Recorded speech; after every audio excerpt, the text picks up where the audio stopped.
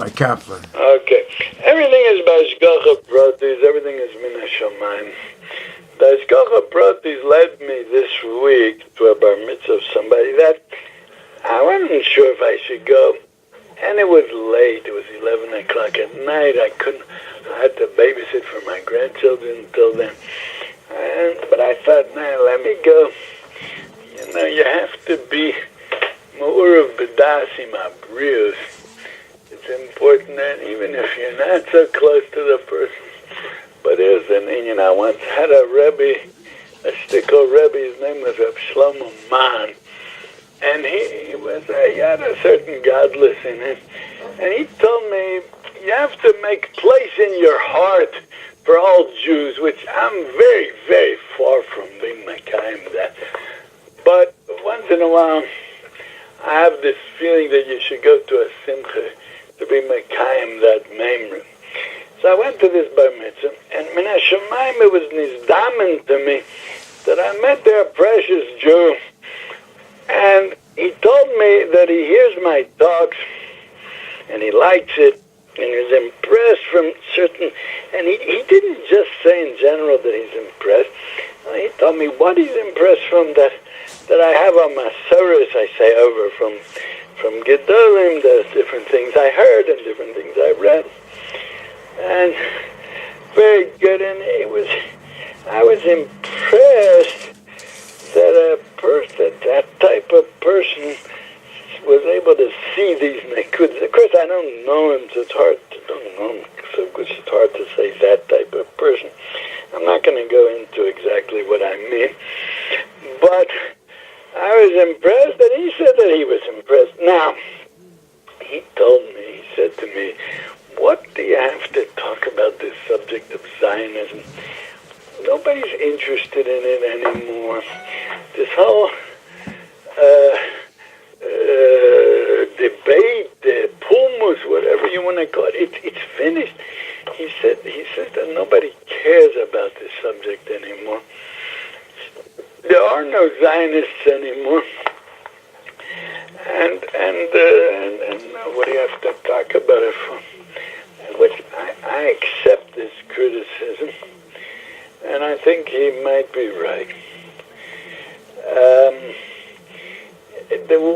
What he means is, I think what this person meant is, that in the Chiloni world, in the earlier years, 60, 70 years ago, there was still this excitement about, we have our own state, we have our own thing, and we're going to build, and we're going to make, and create. That all that died down. Now they call it post-zionism. They call it now. I don't know really if you have to give it a fancy name. Just nobody cares. I mean, you can't do it that in all over America you have Israelis living all over there. There's no such thing anymore. Coming to Eretz Yisrael. Who cares? You can't make it here, so go someplace else. So what are you talking? What are you arguing with people? The truth, what I think, that there are Zionists still left. You know where they are? In America, they are. The American Jews, they're over there, they're Zionists. You know, it's to be Moshe Nefesh to come to Eretz Yisrael. That's not. And I understand them, why not? Well, why should they lose Parnasa and come to Eretz Yisrael? I don't believe in the whole thing. I think Hashem is over there also. Of course, there's a mitzvah of Yishuv Eretz Yisrael, but not everybody is holding by.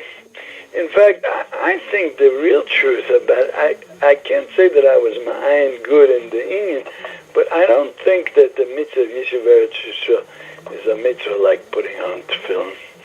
And the best hesber on it I heard from Rav Neugershel, and again, I can't go into the Indian now, but what Rav Neugershel said was that the mitzvah of Yishuv Eretz Yisrael is a mitzvah kiyumis. That means if you come and you live here, you're mekayim a mitzvah. It's not a mitzvah that you're mechuyev to come to Eretz Yisrael. There is is a halacha, osher lotzis meretz Yisrael l'chutzlaretz. That is an issur once you're here. But to make it a mitzvah, you're mechuyev to come to Eretz Yisrael. It's not a mitzvah. You see, you never heard that Gedolei Olam were Moshe Nefesh to come. So a few Yechidim here and there.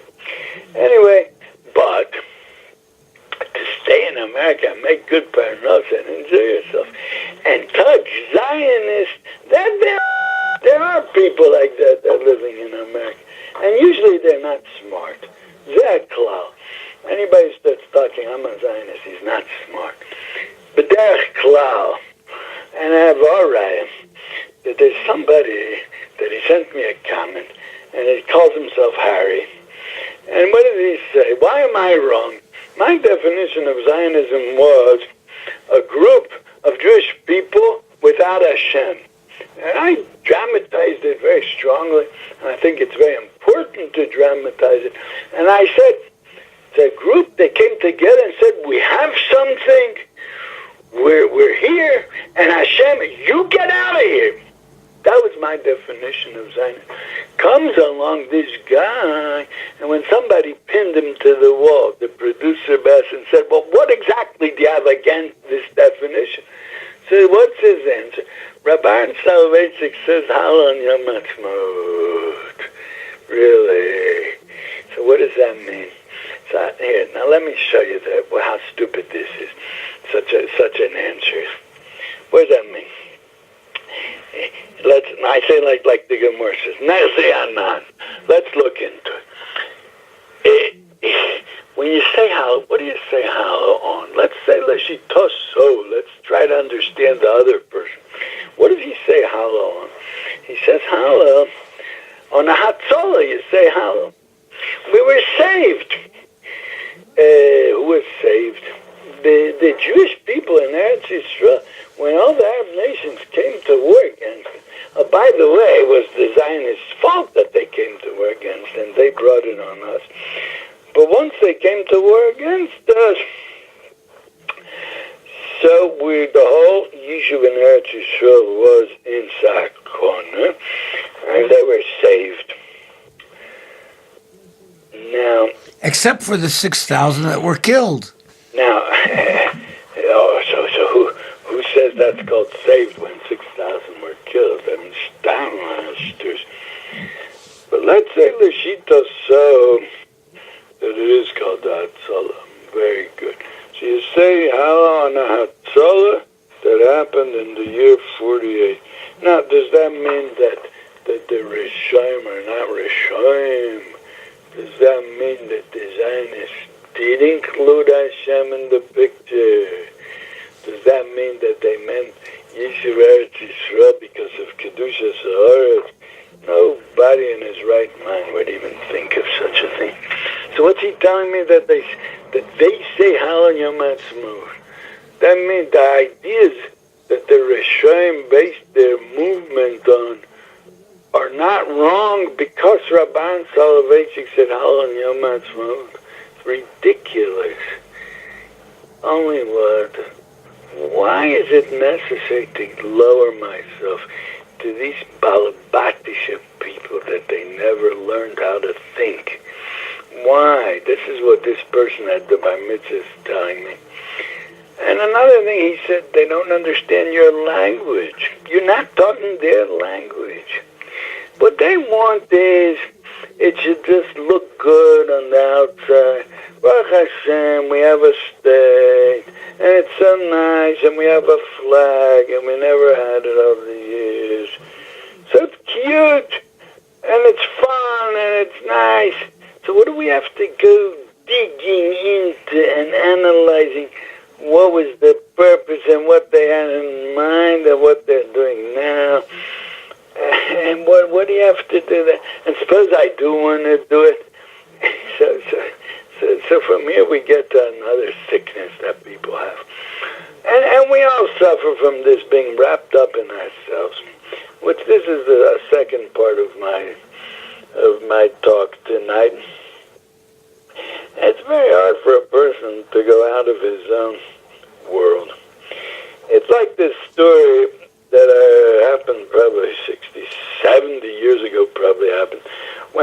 started a yeshiva in Kfar Hasidim. They started a yeshiva over there. I knew one of the Talmidim that learned there, Rabbi Ram Bernstein. He was a Maggid Shir in Kamenetz, and he told me this story that the Rosh Yeshiva there, I think it was Rab Nachshon and Novid. So he went to talk to, there was an American that he bought a pardes, a orchard, in that area of Kfar Hasidim. And he was very excited about what he did, and he bought a pardes in Eretz Yisrael. Okay, good, he must have money. So Rav Nachshon Menovitz went to talk to him that there's a yeshiva here, we're building Torah in Eretz Yisrael, and Torah is so important, and that's the chiyus of the whole Jewish nation, is through Torah, and if you'll support Torah, you have a chelik in it, such a great thing. And he finished, he's giving his whole thought. So this American says, yeah, but I think that having a pardes in Eretz Yisrael is one of the most important things. Go talk to the wall. He thinks, he wants to think, and he thinks, what, you could always say that, you could talk, and what do I care? So I don't feel like that. I don't feel like thinking that way. What can you do? Can you do something against such a thing? Nothing you can do about it. The same thing is over here. I start talking about what Zionism is and what the Rishonim were thinking. And this person says on television, she says, "Hello, your matzma. Stam lo la'inyan. Why bother? Why lower myself to the madrega of these people?" But yeah, another thing, another interesting nekuda is that it's emes that nobody cares about it. I was telling our producer a few days ago that to talk against Zionism now is the same like talking against Shabsai Tzvi. There was 200 years ago, I think, or more a little bit, and there was somebody, Shabsai Tzvi, that he came and he started a movement, a messianic movement, and people mamash went after him and believed in him, and they started selling their nachasim in order to get money, and they're going to go to Eretz Yisrael. We're going to Mashiach is coming. And then they came out there, and the Gedolei Olam in that time, they warned against him, stay away from him, stay away from him. And a lot of people didn't listen, and then there was a big disappointment for the Jewish nation. So we're going to go now. There was a Pesach Shtat Meshuggah that did talk about Shabsai Tzvi B'Doreinu. You know what it was? No. Gershom Shalom. Oh, yes. He wrote 2 thick books about Shabsai Tzvi. I care. It was mitzvah so bekach to talk about history of Kabbalah, but who else cares? There's no such thing anymore, so somebody's going to go talk about what was wrong with Shabsai Tzvi. The same thing is, they're talking about what's wrong with Zionism. I know it's not exactly the same thing, because Zionism is something that still exists, but nobody cares. Like, let's say like this. Zionism is a Chiloni religion, let's call it. Did you ever find a Chiloni that should stop himself from moving to America because of Zionism? I don't believe there is such a thing. And I think that this is a proof that it doesn't exist anymore.